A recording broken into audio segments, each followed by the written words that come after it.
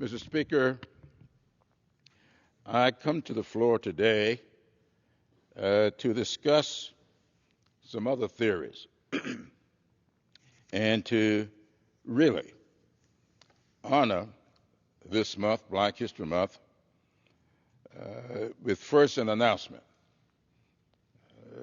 Last year, the governor of Kentucky wrote the President Biden, asking him to promote Colonel Charles Young to Brigadier General.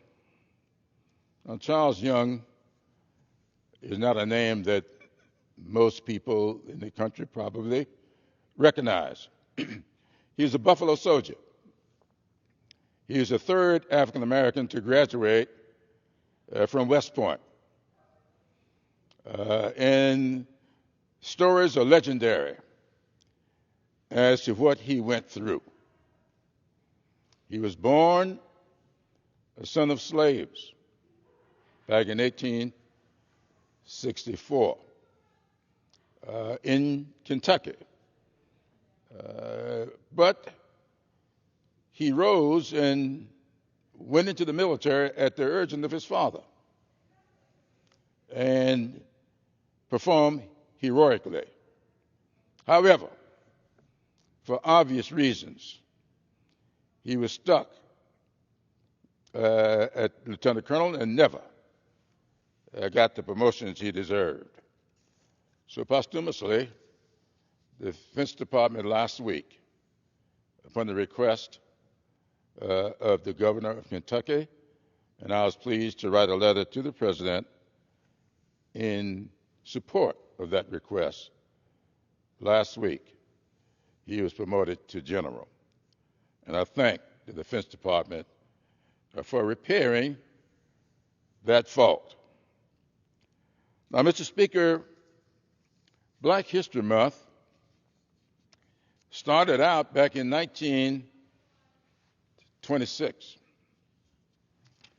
It started by Carter G. Woodson, Dr. Carter G. Woodson, and the Association for the Study of Negro Life and History.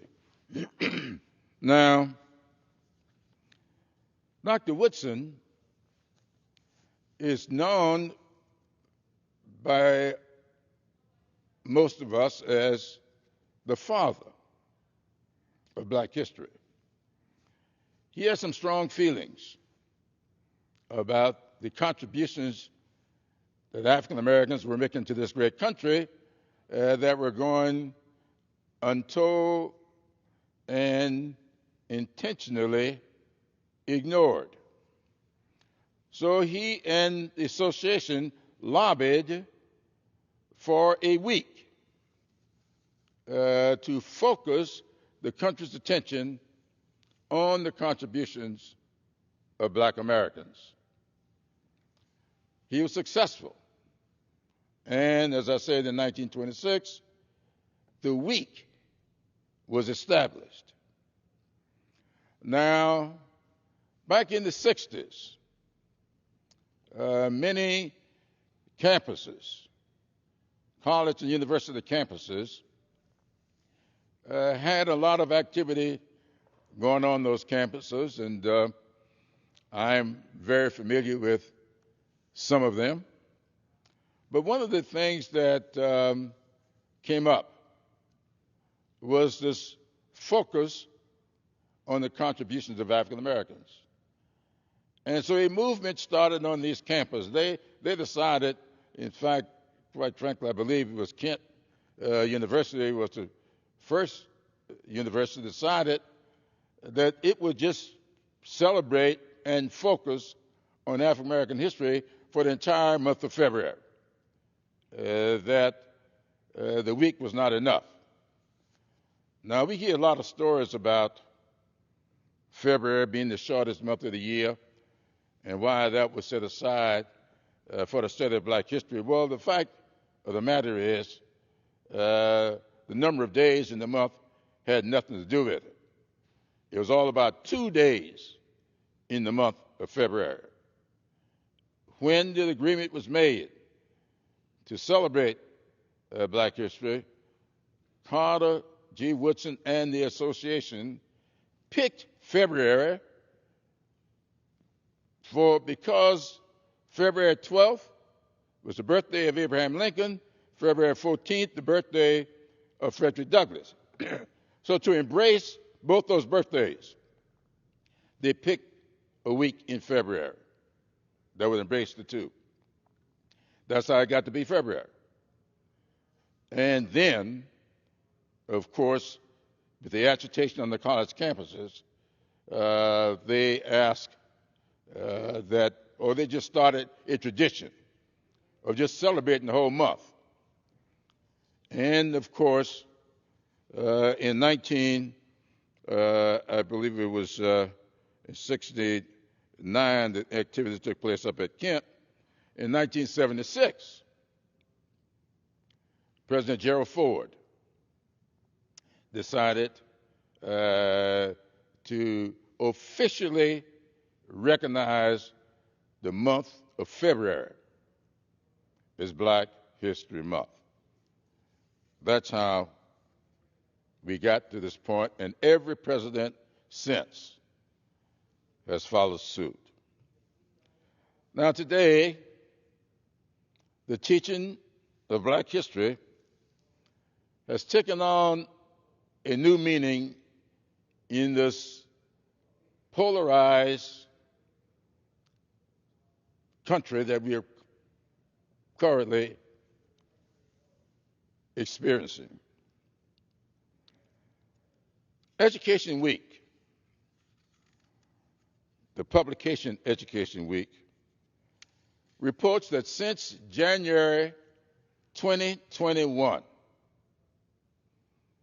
13 months, in the last 13 months, 14 states, led by Republicans, the Black History Month, as I just indicated, was established officially by a Republican president, Gerald Ford.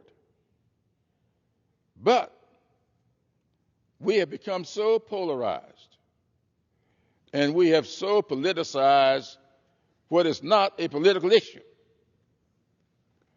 that in the last 13 months, 14 states, led by Republican governors, Florida, Georgia, Alabama, South Carolina, Virginia, Tennessee, Utah, Oklahoma, Texas, Iowa, New Hampshire, North Dakota, Montana, and Idaho have all imposed restrictions or bans on teaching about racial issues.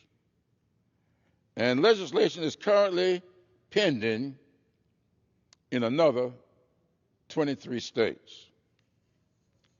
These states claim to be protecting the K through 12 students from being taught critical race theory, or, as we've seen in some publications, things that make white children uncomfortable. I would like to remind all of us, especially my friends on the other side of the aisle, that theory is part of higher education experience and is not part of any curriculum in K through 12.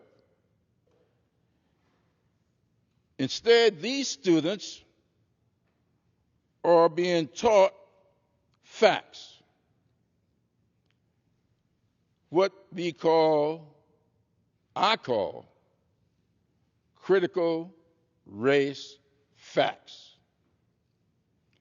Now, all of us are aware of the contributions of people like Rosa Parks, Martin Luther King Jr.,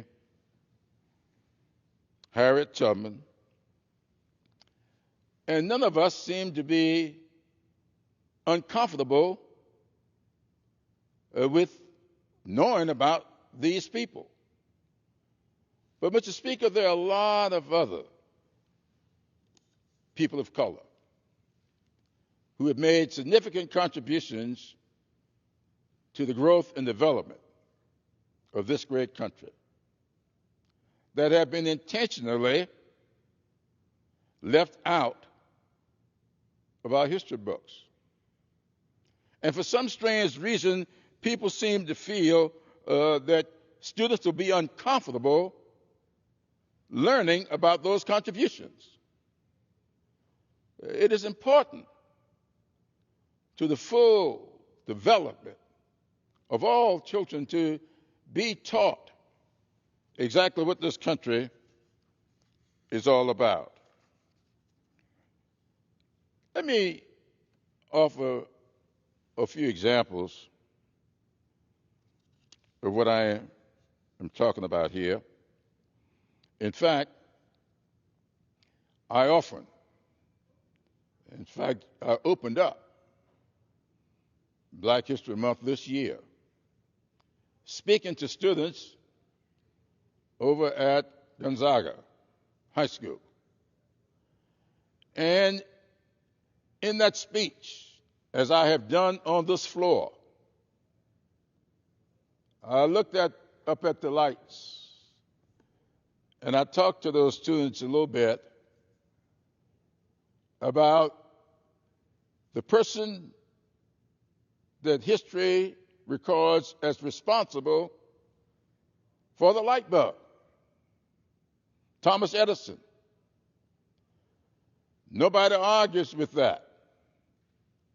We are very comfortable with knowing that, reading about that in the history books and studying about Thomas Edison that many of us call the greatest inventor of all times. But the fact of the matter is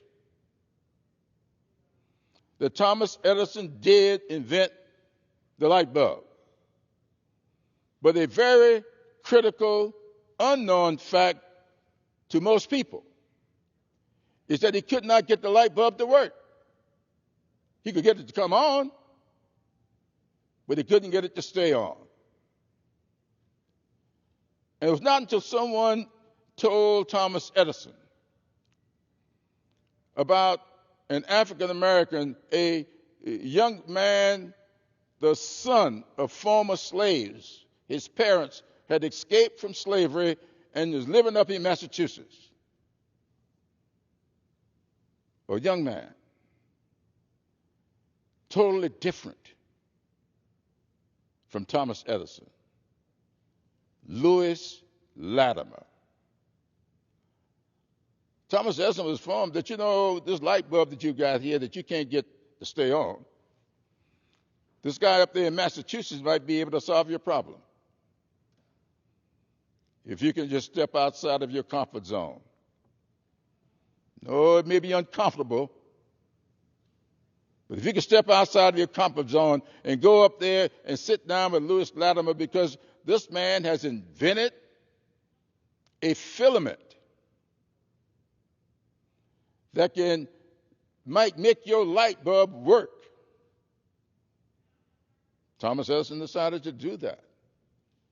He wanted to light the world. He was having problems. For some reason, he could not get it done. So he went up to Massachusetts and he sat down with Louis Latimer. And sure enough, Louis Latimer's filament, when put inside of Thomas Edison's light bulb, it worked. And together, they lit the world. It should not be uncomfortable for people to know about Louis Latimer. What is that? That's not critical race theory. That is a critical racial fact that ought to be known by all children and adults. And what is wrong with teaching that in the classrooms? For some strange reason, a lot of people seem to feel that would be uncomfortable for children to learn. There are many other examples like that. I think today of another one.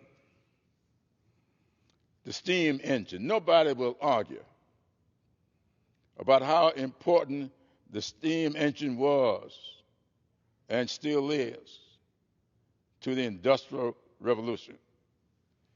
And if you ask people, most people, from the books they have learned, who invented the steam engine, they will tell you Thomas Savery.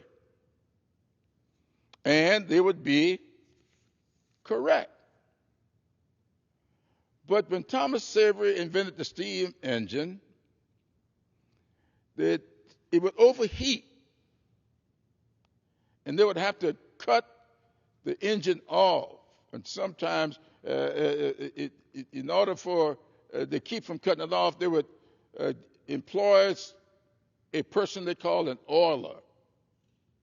And that person's job was to pour oil on this engine so it would keep running. They would not have to shut it down.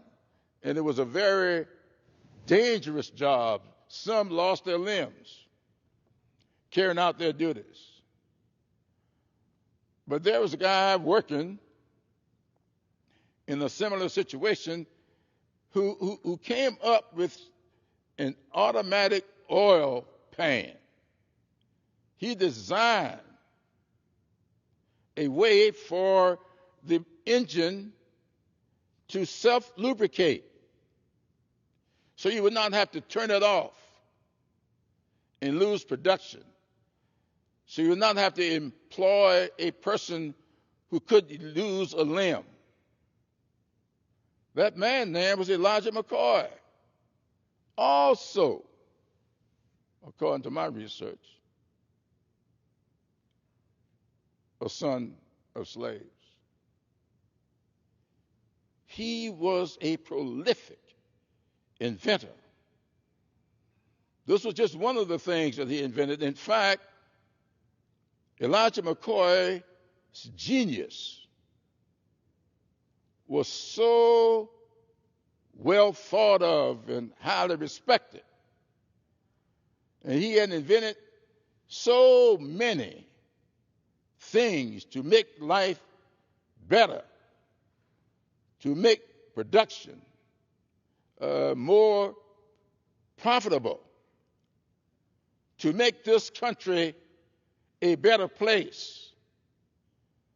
And out of respect for his genius, the stories are told that whenever anybody came up with some gadget or something to make it life easier, the question was asked often, is this a real McCoy? It's very comfortable for people to, even today, use that phrase, ask that question. Is that the real McCoy? Or you, the real McCoy? Why would it be so uncomfortable for children in the classroom to know that that iconic phrase came about as a result of the significant contribution to the human spirit, to the greatness of America, by an African American named Elijah McCoy? Why is that to be uncomfortable? There's nothing that should be uncomfortable about that. I also think today about another African American, Garrett A. Morgan.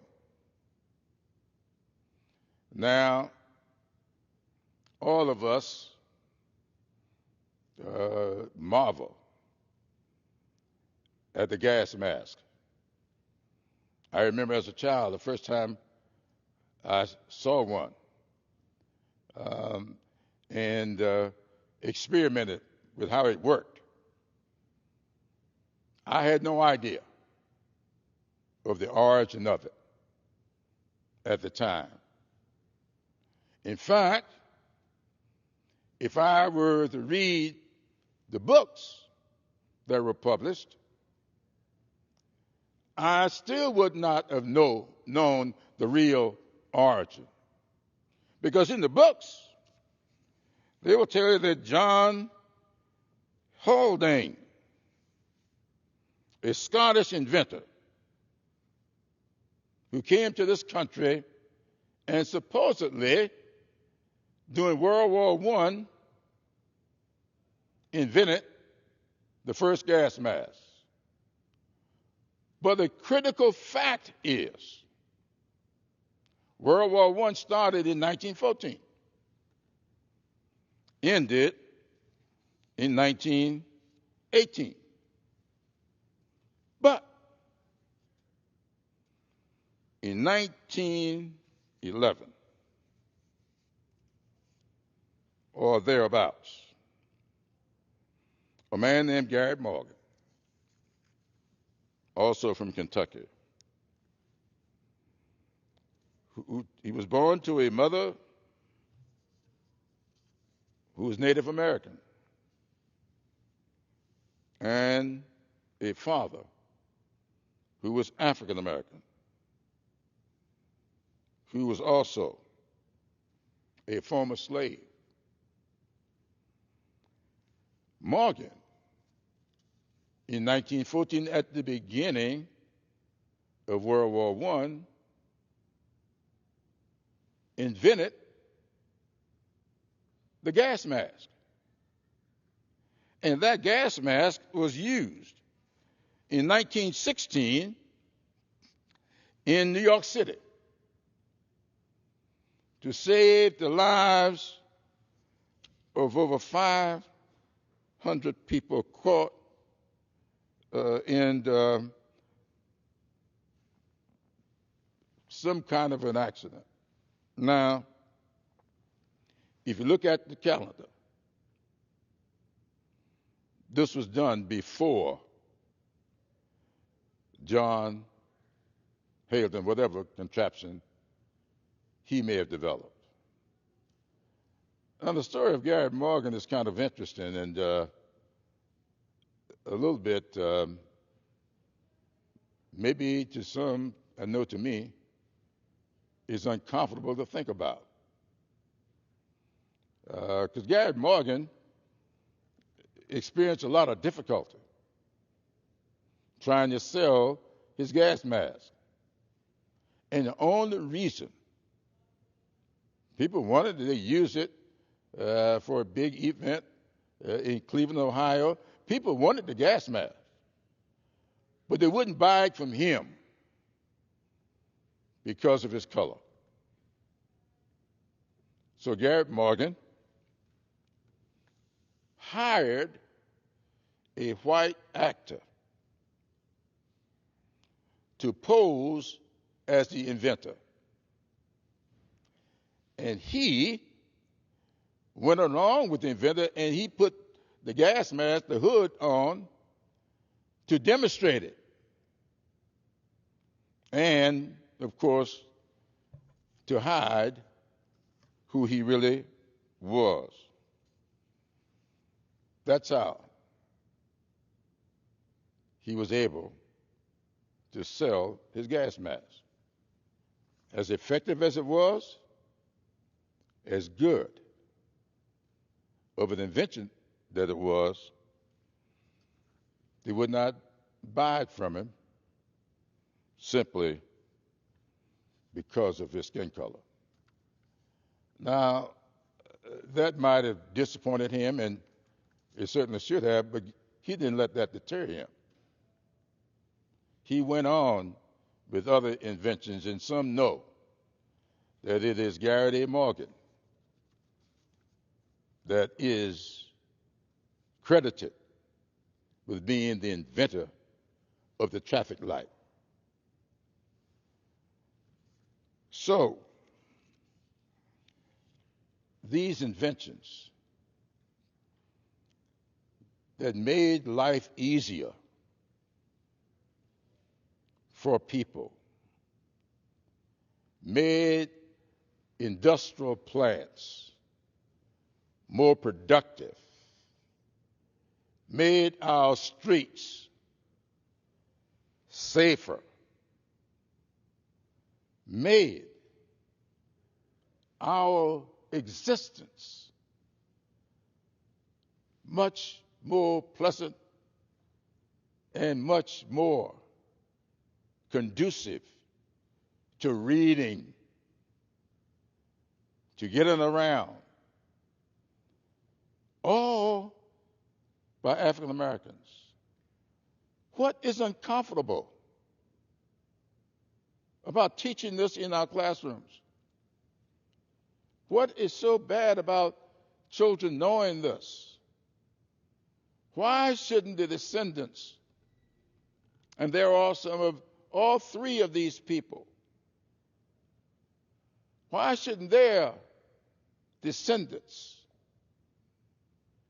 be made to feel proud of the contributions of their great, maybe more greats, grandfather or great uncle or aunt? Why would anybody be uncomfortable with that? But that's not the only field this is in. I often talk about Charles Drew. You know, when I was growing up, polio visited my neighborhood twice, leaving one of my playmates dead and another one crippled for life. And along came Jonah Salk and Albert Sabin, two men who happened to have been born white, two men who had a certain genius, who did significant research. Because of their genius and because of their great research, they were able to unlock some secrets, and together they virtually eliminated polio from the face of the earth. There's nothing uncomfortable about talking about that and people learning about that. So why would it be uncomfortable for the guy who was able to unlock some secrets of the blood cells, Charles Drew, an African American born right here in Washington, D.C., who, because of his research, he was able to figure out how to store blood, save it, until it was needed. Blood spoils once it leaves the human body. But Charles Drew opened up the secrets to figure out how to store blood and save it until it was needed. Now, he has a pretty interesting history also. Charles Drew headed up the blood bank, went off to Europe to head up the blood bank. His genius was recognized. But it's kind of interesting because he resigned from the job. Why? Because they insisted that the blood coming from black people had to be stored separately from the blood coming from white people. Sounds a little bit silly today, but that's what they did. Soldiers dying on the battlefield because of the loss of blood. And you got to take the time to find out, wait a minute, this is a black soldier, so we got to find some blood from a black person. And scientifically, it's been proven forever that it ain't no difference in the blood. And today, we don't separate the blood anymore because we learned better. And we got a little saying in the neighborhood I grew up in, when a person learns better, a person will do better. Well, I'm hoping that we'll take a little time to learn better about the history of African Americans. And maybe if we did, we'll do better. Now, I don't want to leave it at there without bringing up another incident because this is one that bugs me a little bit. I keep some busts around my home, and of course I got one of Charles Drew, Matthew Henson, but I also have one of Daniel Hale Williams, who few people know. Daniel Hale Williams was an African American. But if you look in the books, and they ask the question, who is the father of open heart surgery? You will get the name of Dr. C. Walton Leahy, who was white. And he is credited in all the books of performing the first open heart surgery. And he just passed away in 1999. His surgery was performed in 1952. But that's not the real history. Why would it be uncomfortable for you to know that Daniel Hale Williams, who was a doctor, who found the Providence Hospital up in Chicago, who one day, back in 1893, someone came to that hospital with a stab wound into the chest. The guy happened to have been white. But Daniel Hale Williams, a black guy, performed open heart surgery, saved the man's life, and he lived 20 years afterwards. Textbooks don't record that. They decided to wait almost 100 years to give somebody else credit. And that's what has happened, and that's why we look at this week. Now,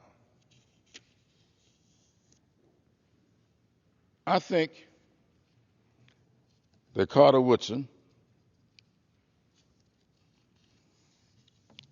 was very concerned about what seemed to be going on today. People leaving out facts, ignoring facts, lowering their level of respect for people. I can't tell you how many times I've been engaged in conversation with people who, out of their ignorance, say things that they really believe, that indicate that there can be found no significant contributions to this great country from people of color. I've had it said to me. And the reason for that is not their fault. They believe that because that's what they have seen in the books or have not seen. And if we teach these facts, then I think Black history would take on a new meaning.